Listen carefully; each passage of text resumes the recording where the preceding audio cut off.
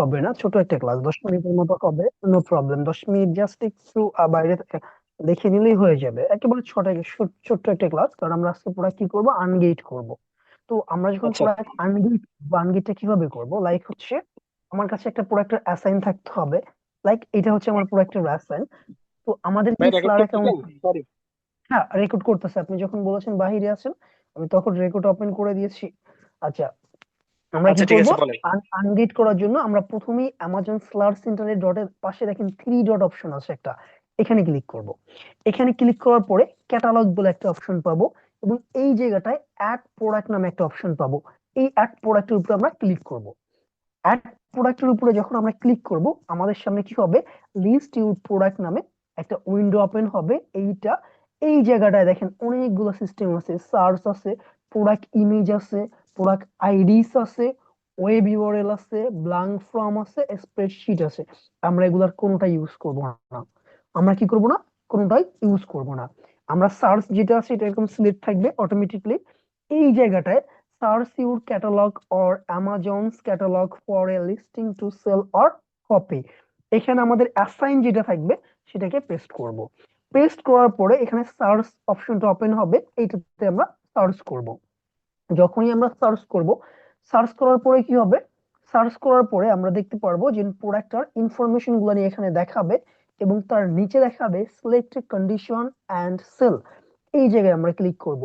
এই জায়গাটায় অনেক ধরনের কন্ডিশন থাকতে পারে, নিউ থাকতে পারে, তারপরে যে হচ্ছে আপনার কি থাকতে পারে, ওল্ড থাকতে পারে, রিফারবিশ থাকতে পারে, তারপর হচ্ছে আরো কালেক্টিভ থাকতে পারে, ইউজ থাকতে পারে, অ্যানাদার অ্যানাদার অপশন থাকতে পারে। বাট আমরা কি করব, অলওয়েজ নিউটা সিলেক্ট করব।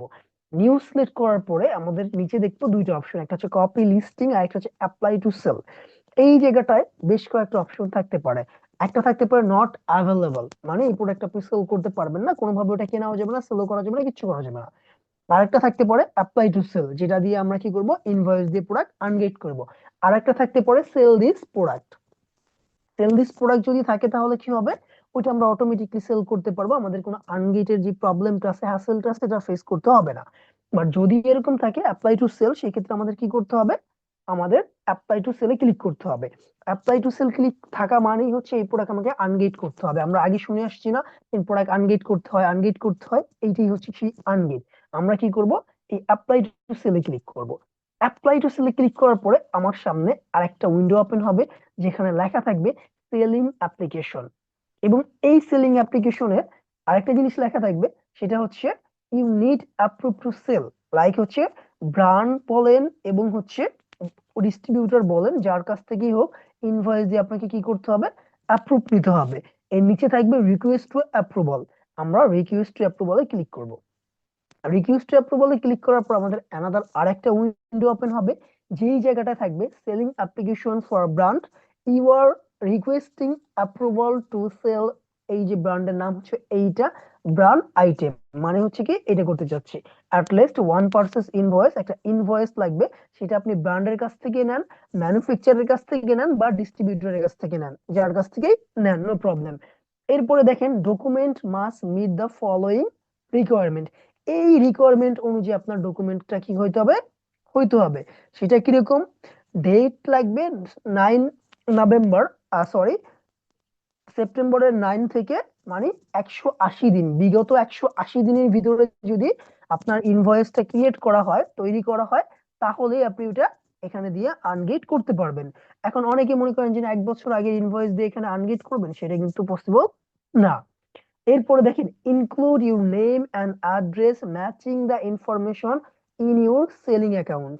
মানে হচ্ছে আপনার যেই স্লার অ্যাকাউন্টটা আছে, ওই স্লার অ্যাকাউন্টে যেই অ্যাড্রেস আছে, যেই নাম আছে, ওই ইনফরমেশনের সাথে আপনার যেই ইনভয়েস আছে, ওই ইনভয়েসের ইনফরমেশন ম্যাচ করতে হবে। মানে হচ্ছে আপনার নাম মনে করেন ওয়াহিদুল ইসলাম, বা আপনার এলএলসির নাম হচ্ছে ওয়াহিদুল এলএলসি, আপনি কোনোভাবেই রবিন এলএলসির ইনভয়েস এখানে দিয়ে কি করতে পারবেন না, আনগেট করতে পারবেন না। আপনার নাম, আপনার স্টোরের নাম যেটা আছে আপনার ইনভয়েসে, ওই স্টোরের নাম, স্টোর যে অ্যাড্রেস আছে, যে ইমেল অ্যাড্রেস ইউজ করছেন, যে ফোন নাম্বার ইউজ করেছেন, যে নাম ইউজ করছেন, ওইটাই ইনভয়েসে থাকতে হবে। এরপরে আসে include name and address the manufacture or distributor, মানে যার কাছ থেকে প্রোডাক্ট কিনবেন তার ইনফরমেশনটাও কারেক্ট থাকতে হবে।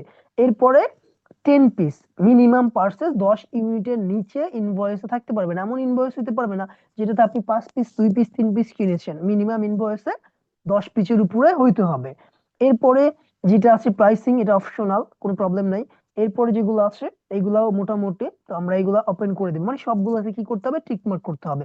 টিকমার্ক করার পর আমাদের কি করতে হবে, সিলেক্ট ফাইল, এই জায়গাটায় ক্লিক করবে। এখানে ফাইল টাইপ আপনি পিডিএফ, তারপর ডকুমেন্ট, পিএনজি, জিপ, যেটা দিতে পারেন, 10 MB ম্যাক্সিমাম হচ্ছে আহ, আপনি ই করতে পারেন, আপলোড করতে পারবেন। তো আমরা এখানে ক্লিক করব। এখানে ক্লিক করার পর আমার কাছে যে পিডিএফটা থাকবে, লাইক এটা মনে করেন আমার পিডিএফ, ইনভয়েসের পিডিএফ, আমি এটা কি করবো, এখানে দিয়ে দিব। দিয়ে দেওয়ার পরে নিচে দেখেন ইমেল অ্যাড্রেস বলে একটা কথা আছে, এখানে আমরা কোন ইমেল অ্যাড্রেস ইউজ করব। এখানে অনেকে মনে করেন আমি আমার পার্সোনাল ইমেল অ্যাড্রেস দিয়ে দেই, বা হচ্ছে আমার ওয়্যার হাউজের ইমেল অ্যাড্রেস দিয়ে দেই, না। এখানে আপনার ইনভয়েসে যে ইমেল অ্যাড্রেস থাকবে, তা আপনাকে যেহেতু ইনভয়েস দিছে, ওখানে তো ইমেল অ্যাড্রেস মাস্ট বি আছে। ইমেল অ্যাড্রেস ছাড়া তো আপনাকে ইনভয়েস দেয় নাই, দিয়েছে? দেয় নাই। ওই ইনভয়েসটা কি করতে হবে, এখানে দিতে হবে। এবং আপনার ইনভয়েসের ভিতরে আপনার কিন্তু ফোন নাম্বার থাকবে, কি থাকবে, ফোন নাম্বার থাকবে। ওই ফোন নাম্বারটা কিন্তু এই জায়গায় কি করতে হবে, দিয়ে দিতে হবে সেমটা। দ্যাটস ওয়াই আপনি সাবমিট করেন। সাবমিট করলে 10 থেকে 15 মিনিট, কত মিনিট, 10 থেকে 15 মিনিটের ভিতরে আপনার প্রোডাক্ট আনগেট হয়ে যাবে। যখন আনগেট হয়ে যাবে আপনার প্রোডাক্ট, তখন আপনি কি করবেন, আনগেট হয়ে যাওয়ার পর আপনাকে কি করতে হবে, লিস্টিং করতে হবে। অনেকে মনে করে যে ভাই আমি তো প্রোডাক্ট আনগেট করেই ফেললাম, এখন আর আমাকে কি করতে হবে, না। আপনি যখন প্রোডাক্ট আনগেট করেছেন, এরপরে এসে আপনাকে কি করতে হবে, লিস্টিং করতে হবে। সাপোজ এই প্রোডাক্টের কথাই যদি আমি বলি, যে এই প্রোডাক্টটা প্রথমে তো আমাকে আনগেট করতে হয়েছে ইনভয়েস দিয়ে, আমি আনগেট করলাম। আনগেট করার পর আবার ক্যাটালগে আসবো, অ্যাড প্রোডাক্টে আসবো। অ্যাড প্রোডাক্টে আসার পর আমি কি করব, এখানে আবার অ্যাসাইনটা দিব, সেম অ্যাসাইনটাই, সার্চে ক্লিক করব। ক্লিক করার পর আমাদের এখানে অপশন আসবে, এখানে আমরা নিউতে সিলেক্ট করব, সেল দিস প্রোডাক্ট, এটাতে আমরা ক্লিক করব। এইটাতে ক্লিক করার পরে এখন দেখেন, একটু আগে এই জায়গায় কি আসছিল, অ্যাপ্লাই টু সেল আসছিল। যখন আপনার ইনভয়েস দিয়ে অ্যাপ্রুভ হয়ে যাবে, তারপর আসবে সেল দিস প্রোডাক্ট।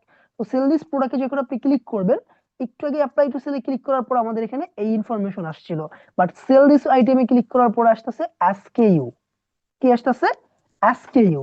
এবার আসতেছে কি, আসতেছে এই হচ্ছে কত পিস প্রোডাক্ট, সার্ভিং কোয়ার্টার, এইটা এইটা এইটা, এই জিনিসগুলো নিয়ে, এগুলো হচ্ছে নেক্সট ক্লাসে আমরা আলোচনা করব। তো আমাদের কি হচ্ছে, যখনই আমরা দিব আমাদের সেল দিস প্রোডাক্ট আসবে। অনেক সময় আমরা এমন কিছু দেখবো যে আপনি অ্যাসাইন যখন এখানে দিবেন, দেওয়ার পরে এখানে sell this item not available, apply to sell, কোনো কিছুই আসতেছে না, নিচে লেখা আসতেছে যে এই প্রোডাক্ট আপনি কি করতে পারবেন না, সেল করতে পারবেন না। তো ওই প্রোডাক্ট কোনোভাবে আমরা কিনবো না। আমরা যখন একটা প্রোডাক্ট কিনবো, সর্বপ্রথম আমাদের কাছে আমরা কি করলাম, একটা ব্র্যান্ডকে ফাইন্ড করলাম, ব্র্যান্ডকে মেল করলাম, ওর কাছ থেকে অ্যাপ্রুভাল নিয়ে আসলাম। ওর 50টা প্রোডাক্ট দিছে, আমি সেগুলো চেক করলাম। চেক করে আমি 5টা প্রোডাক্ট সিলেক্ট করলাম, এই 5টা প্রোডাক্ট আমি কিনবো। এখন আমার কাজ কি, আমার কি অর্ডার করে দেওয়া উচিত ব্র্যান্ডকে, না। এখন আমার কাজ হচ্ছে, যেই প্রোডাক্ট আমি সেল করব, ওই প্রোডাক্টের অ্যাসাইন নিয়ে অ্যামাজনে আসা, অ্যামাজন সেলার অ্যাকাউন্টে আসা, আসার পরে থ্রি ডট থেকে, ক্যাটালগ থেকে অ্যাড প্রোডাক্টে যাওয়া। অ্যাড প্রোডাক্টে যাওয়ার পরে এখান থেকে আমার 5টা অ্যাসাইন একটা একটা করে চেক দেওয়া, যে কোনো কারণে নট অ্যাভেলেবল আসতেছে কিনা, বা অ্যাপ্লাই টু সেল আসার পরে your account does not qualify আসতেছে কিনা। অথবা দেখা যাচ্ছে কি, আপনি যখনই এখানে দিতে চাচ্ছেন, তখন আপনাকে বলতেছে এই প্রোডাক্ট আর নতুন কাউকে সেল করতে দিবে না, লাইক হচ্ছে এক্সক্লুসিভ প্রোগ্রাম চলে। তো এরকম যদি হয়, ওই প্রোডাক্ট কেনা যাবে না। অনেকে আমরা কি করি, যে ভাই আমি তো ব্র্যান্ডের অ্যাপ্রুভাল পাইছি, কি করছি, ব্র্যান্ডের অ্যাপ্রুভাল তো আমি পাইছি, 5টা প্রোডাক্ট দিতে আমি অর্ডার করে দিয়েছি, যখনই আসতেছি বলতেছি your account does not qualify. এর মানে কি, এর মানে হচ্ছে আপনার নতুন অ্যাকাউন্ট, আগামী 2 4 5 6 মাসে আপনি ওই প্রোডাক্টের জন্য সেল করতে পারবেন না। তাহলে কি ওই প্রোডাক্ট আমার কেনা উচিত? না ভাইয়া, না। কারণ ওই প্রোডাক্ট কিনলে তো আমি সেলই করতে পারবো না। আবার অনেক সময় এরকম হয় যে আপনার প্রোডাক্ট, ওই যে যেটা এরকম বললাম যে your account does not qualify, তো গেল, ওইগুলো তো আমি আর সেলই করতে পারবো না, ওইগুলো আমি ধরবোই না, ওইগুলো আমি কি করবো না, কিনবোই না, আমি রেখে দিব। 6 মাস পরে আবার ট্রাই করবো, দেখবো আমার অ্যাকাউন্টে ম্যাচিউর হয়েছে কিনা, আমার অ্যাকাউন্ট ম্যাচিউর হয়েছে কিনা।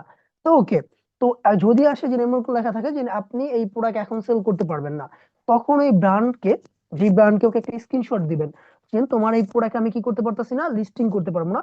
তখন যদি ব্র্যান্ড আপনাকে অ্যাপ্রুভাল দিয়ে থাকে, ওই ব্র্যান্ড কি করবে, ওই যে একটা কন্ডিশন দিয়া রাখছিল ওটা ওপেন করে দিবে, মানে উঠাই দিবে কিছুক্ষণের জন্য, আপনাকে বলবে যে আপনি যে লিস্ট করেন। আপনি লিস্ট করার পরে আবার ওরা ওরা হচ্ছে কন্ডিশনটা দিয়ে দিবে। অনেক, এটা হচ্ছে 2026-এর আপডেট, 26-এর আগে এই প্রবলেমটা ছিল না। এখন অনেক ব্র্যান্ডে কি করে, যে সে আইসা প্রোডাক্ট লিস্ট করার ক্ষেত্রে কিছু কিছু ব্র্যান্ড এই জিনিসটা ফলো করতেছে, যাদের কাছে অ্যাপ্রুভাল দিবে তাদেরকেই পরে ওরা কি করতে দেয়, লিস্টিংটা করতে দেয়। তো আজকের ক্লাসটা হচ্ছে আমাদের প্রোডাক্ট আনগেটের ক্লাস, একেবারে শর্ট একটা ক্লাস। আমি একটু আগেই বলেছিলাম যে আমাদের অনেক শর্ট একটা ক্লাস হবে। নেক্সট ক্লাসটাও জি। হচ্ছে শর্ট হবে, হয়তো বা 15 থেকে 20 মিনিটের মতন হবে। এরপরে যে আচ্ছা ক্লাসটা হচ্ছে ওইটা 2 ঘন্টার মতন হবে, অনেক বড় একটা ক্লাস, মানে দুই শিপমেন্টের ক্লাস, ঘন্টা মানে হিউজ ইনফরমেশন। 2 ঘন্টা হলে আমরা একদিনই 2 দিনে করব, লাইক হচ্ছে 2 দিন শিপমেন্টের ক্লাসই করবো ডাইরেক্টলি। আচ্ছা আচ্ছা এটা তো ভাই, অনেক কিছু কালকে ক্লাস দেখানো। নিবেন? হ্যাঁ, কালকে ক্লাস নিবো ইনশাল্লাহ, কোনো প্রবলেম না হলে। আচ্ছা, আমি আপনাকে ভাই কয়েকদিন বিরক্ত করছি, কিছু মনে করিয়েন না। আমার আসলে ভাই না না, অফিস থাকে আমি তো, আমার তাড়াতাড়ি শুইতে হয়, এই জন্য আসলে আমি হচ্ছে আপনাকে কি, বারবার নক দিই। না এটা আসলে প্রবলেম না, দেখা যাচ্ছে কি আমি যদি রেসপন্স না করি অনেক সময় প্রবলেমে থাকি, যেহেতু আমাকে ফিজিক্যালি কিন্তু আপনার সাথে কথা বলতে হয়, তাই না? মানে one G G. Versus one. অনেক সময় মিটিং এ পড়ে যাই, অনেক সময় অনেক প্রবলেমে পড়ে যাই। এই ক্ষেত্রে তো এইগুলো আসলে প্রবলেম নাই, আমি জানাইতে ট্রাই করি, বাট অনেক সময় আমি জানাইতে পারি না, এটা আমারও মিস্টেক। বাট এই ছোটখাটো প্রবলেম গুলো আপনাকেও অ্যাডজাস্ট করতে হবে, আমাকেও অ্যাডজাস্ট করতে হবে। যেমন আপনি যদি আজকে বলতেন ভাই আমি ক্লাস করতে পারবো না, আমি কিন্তু করাইতাম না, আমি কিন্তু বসে আচ্ছা, থাকতাম না আপনার আমি 1 ঘন্টা আমি কিছু করতাম, করার আমি না। ভাইয়া জ্যামে পড়ছি তো, আমার বাসায় যেতে যেতে দেখা যাবে যে মানে 40 হয়ে যাবে, 12টা 40, এই জন্য আমি জয়েন করে ফেলছি আর কি। প্রবলেম নাই, এই ছোটখাটো একটু প্রবলেম হবে, ইন ফিউচারও হবে, এগুলো একটু আমাদের মেনে নিতে হবে, আপনাকেও আমাকেও। আচ্ছা আচ্ছা। ওকে, ঠিক তাহলে আমরা ঠিক আছে। আপাতত শেষ করি। আচ্ছা, আমাকে ভাইয়া কাইন্ডলি ক্লাস রেকর্ডটা দিয়ে দিয়েন কালকের, হ্যাঁ, দিয়ে দিলে ভালো হয় আর কি। আচ্ছা আমি দেখি আজকে রাতে যদি পড়ে আপনাকে ক্লাস রেকর্ডটা দিয়ে দিব। আচ্ছা ঠিক আছে ভাই, ঠিক আছে। ওকে, বাই। সালাম আলাইকুম।